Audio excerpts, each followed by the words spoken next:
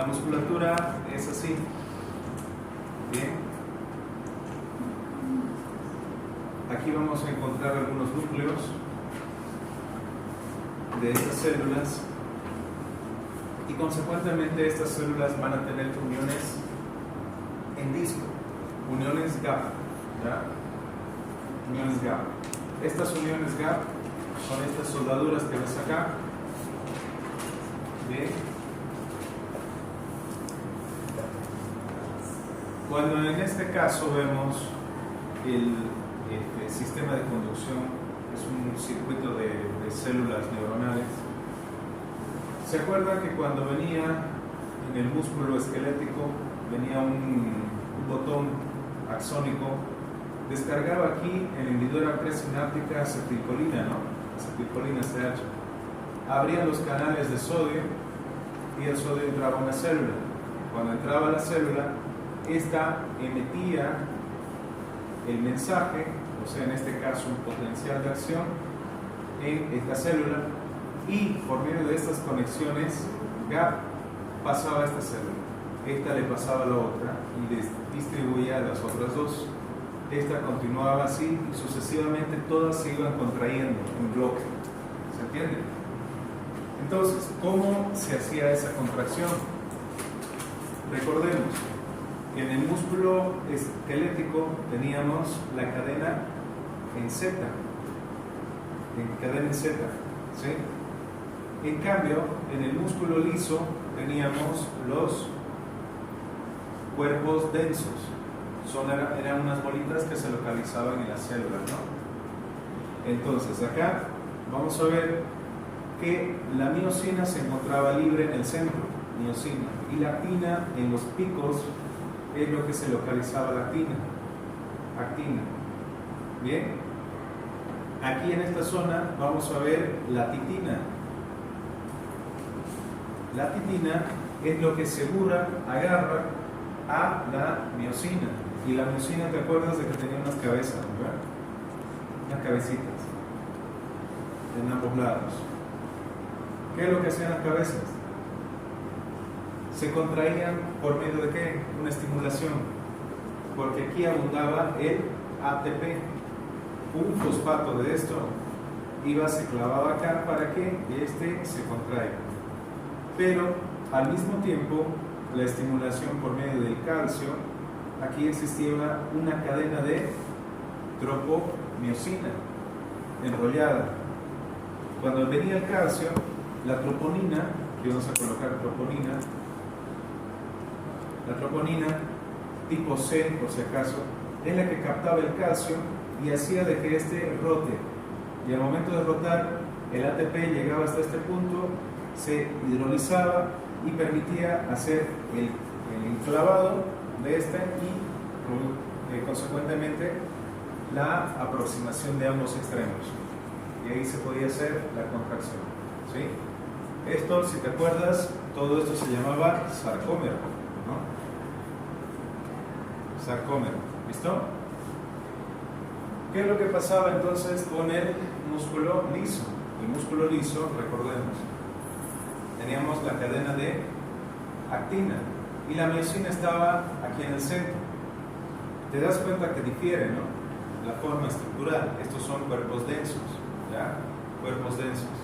En este sector vemos en la miosina las cabezas en una sola forma. Y aquí también, si te das cuenta, en este sarcómero de músculo esquelético, aquí existe un espacio, desde aquí hasta aquí, este espacio en H. Este espacio en H permitía justamente a que cuando se producía la contracción, esto llegaba hasta un determinado punto y de ahí se separaba, ¿sí? Llegaba a separarse. Pero ¿qué es lo que pasa acá? No tienes ese espacio H. Sucede que aquí se superponen así, ¿ya? Se superponen, haciendo que este tipo de contracción sea con más intensidad, bien, con más intensidad, se contraen, y es por eso de que el músculo liso, su contracción es mucho mayor que el músculo ¿ya? En esa situación.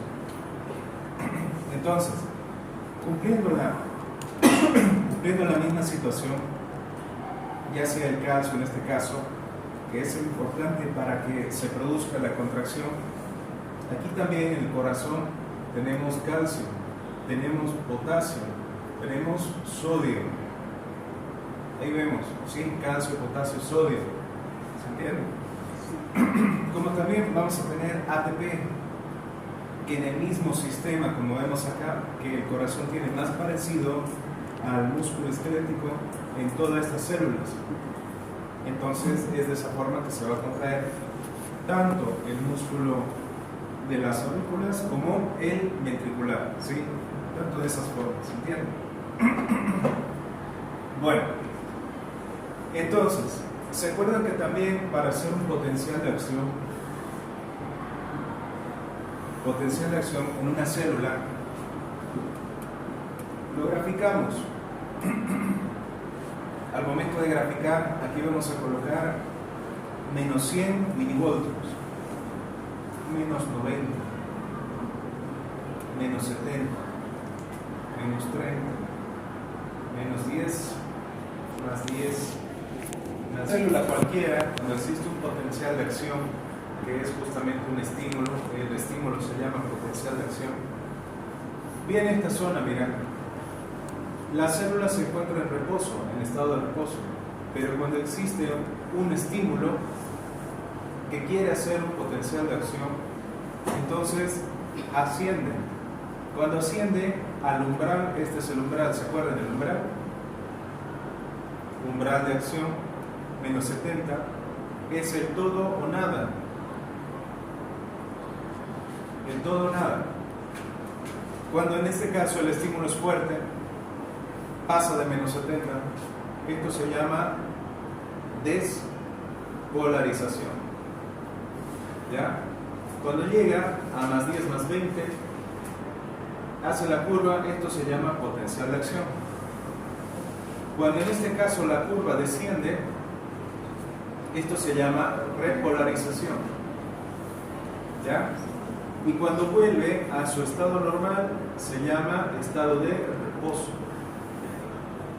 ¿Bien? Este estado de reposo a veces puede llegar inclusive a bajar a menos 100 y continúa su estado de reposo. Esta bajada se llama hiperpolarización.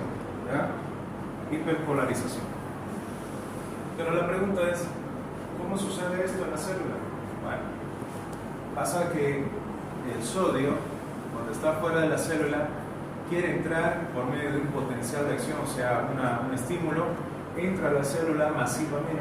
Y cuando entra a la célula masivamente, entonces pasa el umbral y sabemos de que el potasio que se encuentra dentro sale.